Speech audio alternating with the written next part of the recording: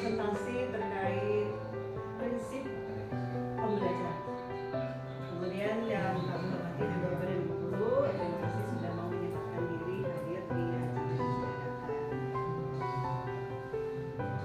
Supaya waktu kita optimal, saya akan langsung memperkenalkan atau mempresentasikan hasil tugas saya, yaitu terkait penerapan prinsip understanding by design, yang mana prinsip ini digunakan kita untuk pembelajaran yang berpusat pada peserta didik. Barangkali Bapak Ibu belum tahu apa itu understanding by design. Understanding by design ini dikenal dengan sebutan backward design sebagai salah satu pendekatan pembelajaran yang terpelopori oleh Menteri Pendidikan Craig Wiggin dan J. Mike Taibbi. Pendidikan UPD berlandaskan pada prinsip-prinsip yaitu pertama merupakan perencanaan pembelajaran yang disusun oleh guru sebagai bagian dari tugasnya. Kemudian yang kedua adalah merupakan upaya untuk mengembangkan kemampuan peserta didik memaknai belajar melalui konsep-konsep utama. Kemudian mendorong peserta didik memaknai pembelajaran secara mandiri melalui bukti karya secara otentik. Yang keempatnya adalah perencanaan pembelajaran yang efektif dimulai dari guru menentukan capaian atau tujuan pembelajaran yang dicapai oleh peserta didik. Kemudian yang keenam adalah refleksi berkala terhadap bagaimana pembelajaran dilakukan merupakan upaya untuk meningkatkan kualitas dari pembelajaran yang efektif bagi peserta didik. Dan yang terakhir adalah UPD ini merefleksikan peningkatan yang berkelanjutan untuk mewujudkan pembelajaran yang efektif bagi peserta didik. Nah, UPD ini singkatnya merupakan prinsip pembelajaran yang dimulai dari belakang. Biasanya kan kita pembelajaran itu terstruktur itu dari depan, banyak elemen-elemen yang tercantum pada RPP. Nah, backward design ini hanya berpusat pada 3 langkah saja. Pertama yaitu menentukan tujuan dulu. Biasanya kan kita kalau RPP tujuan itu nanti setelah tahapan-tahapan dari atas baru kita menuju ke tujuan. Nah, untuk understanding design ini yang pertama kali kita lakukan adalah menentukan tujuan. Tujuannya apa sih dari materi yang akan kita pelajari? Kemudian yang kedua, menentukan asesmen. Asesmen apa yang bisa kita gunakan yang tentunya berkaitan dengan tujuan yang ingin kita capai. Jadi ketiga ini harus saling berkaitan. Kemudian yang terakhir adalah mengecap kegiatan dengan sabar. Banyak hanya saja langkah utama yang perlu kita pikirkan di awal adalah 3 langkah ini. Tujuannya, kemudian menentukan asesmennya,